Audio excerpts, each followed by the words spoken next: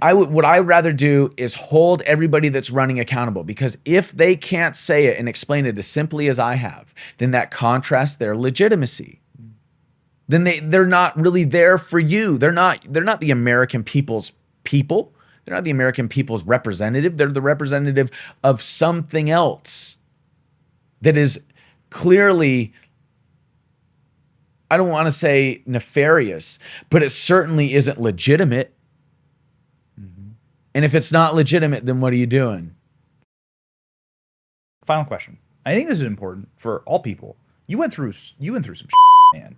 You went through some shit. You don't have to say it, but I believe that you were entrapped. I believe that you were that what happened to you was deeply and abidingly wrong. You handled it like a champ. You're on the outside now. You seem super spiritually in tune and peaceful. You're like a very peaceful person. And people are going to watch this and go, man, I haven't gone through stuff like that, but I'm going through some bad stuff right now. How did you get through the struggle of the last few years? What is it that centered you? What advice can you give to people that are struggling right now? You can't have a testimony without going through a test. And if God can't trust you with the little things, then why would God trust you with the big things? So every little test that you go through is a test to move you towards something bigger and better. The real trick is that a lot of people fail those little tests. So I would say that faith is essential. Like Christ said, lay not your treasure where moth and rust doth corrupt. And think of the birds of the air. They do not reap, they do not sow, and yet our Heavenly Father feeds them. Will He not all the more feed you? Are you not more important than they?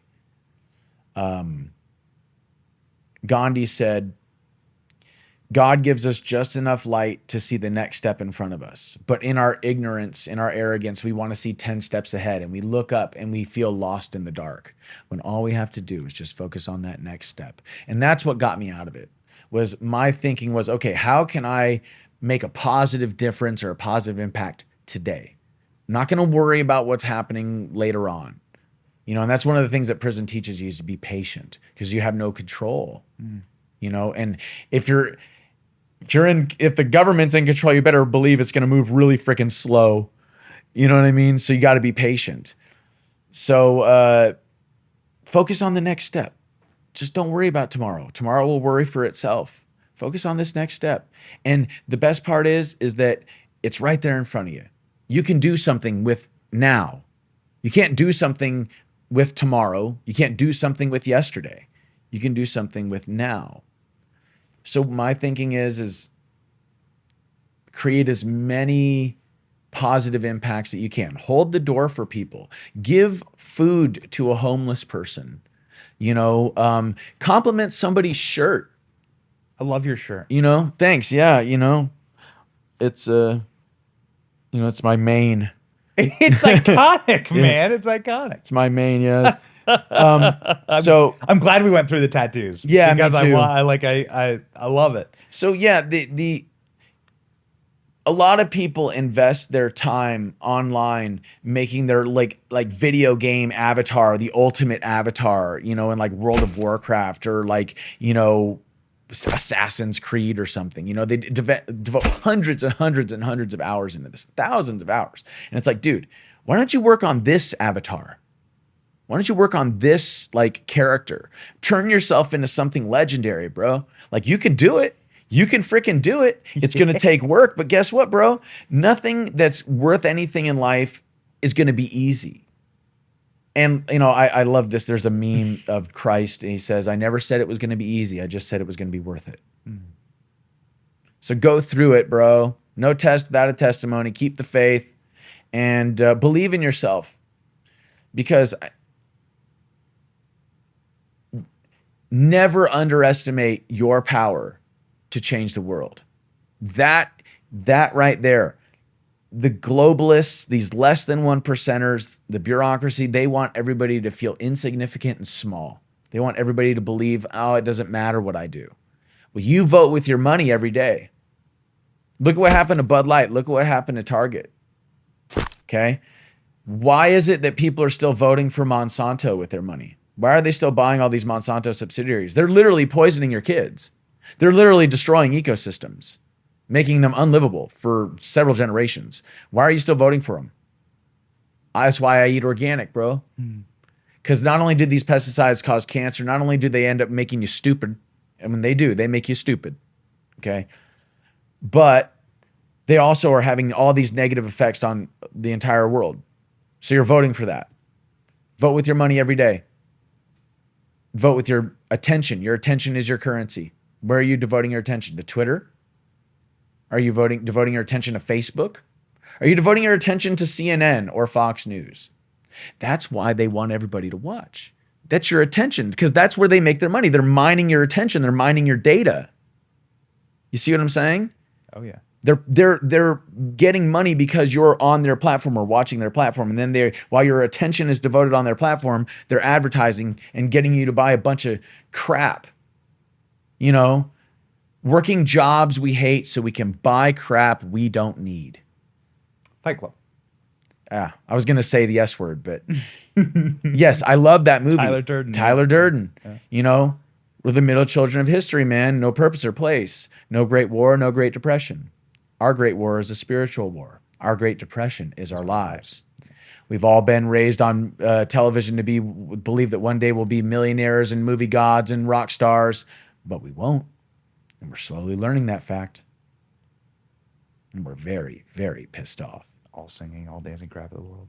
Yeah, but see, there's things about that I really don't like, because I don't think that we're the all singing, all dancing crap of the world. I don't like that. That's a very like nihilistic, anarchistic view. We can do a whole nother podcast on the Tyler Durden political progeny. Yeah, that has been created. Well, and you know, we have whether that's good or not. Well, yeah, but we've been boxed in by corporations.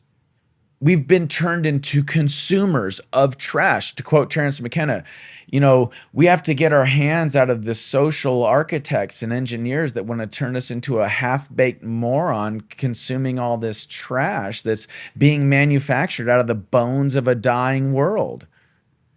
And that's what's going on, is we're converting nature. We're taking the beauty of nature and all this, the God's creation, and we're converting it into something else that we throw away when we're done with it. And then it pollutes the environment. You know what I mean? We're turning a beautiful tree into a back scratcher and then throwing it away a week later. It was doing just fine on its own.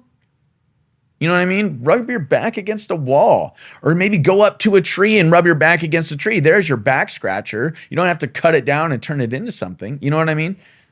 So because I view the root of all evil as investing one's heart and mind in the illusion of separation, I am therefore trying to create a spiritual evolution in humanity, where we recognize the fact, the reality that we're all unified, that we're all one.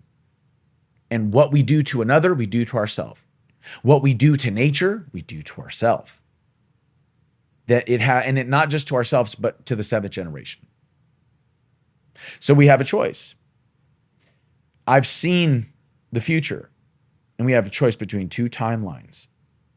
One timeline is where we allow these globalists to take control of all the resources and all the labor of our lives and the lives of our children. And what ends up happening is we're living in a world where we are largely synthetic humans based on cloning and geoengineering, based on like AI, artificial intelligence, like a hive mind type system. Like we're all like Borg cyborgs. We're fusing with computers and biology, based on, like I said, genetic engineering and cloning. And we consume all the resources. The pollution just grows exponentially, and it destroys the world.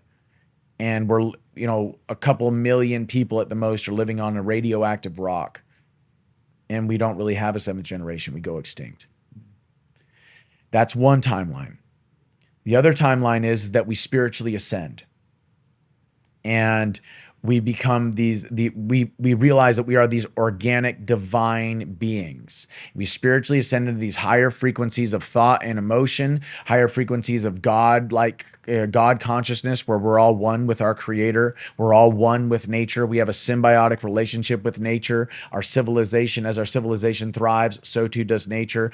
We turn earth into a beautiful green garden paradise. There is no war. There is no famine. There is no chaos. There is no disease. None of that stuff.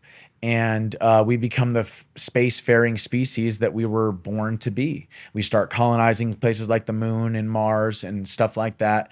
And we really start evolving, not just spiritually, but technologically. And we don't use these technological advances for war and domination, but rather for peace and liberation. Yes, enlightenment. Enlightenment. Yeah. And Right. that right there, that's the reality I'm working toward, is that enlightenment reality. And I will give my blood, sweat, and tears to make sure it happens. And I've been doing so for over 10 years. This has been an enlightening conversation. Jacob Chansley. This is so awesome, man. Amazing. Amazing. Let's do this one more. Let's do this again later down the road and do just pure Tyler Durden talk. All right, We'll down. do like the deep dive philosophy of like, what did Tyler Durden teach an entire generation of young men? And is it good or bad? I'm all for it. Yeah. My man. All right. Thank you. Thank you, brother.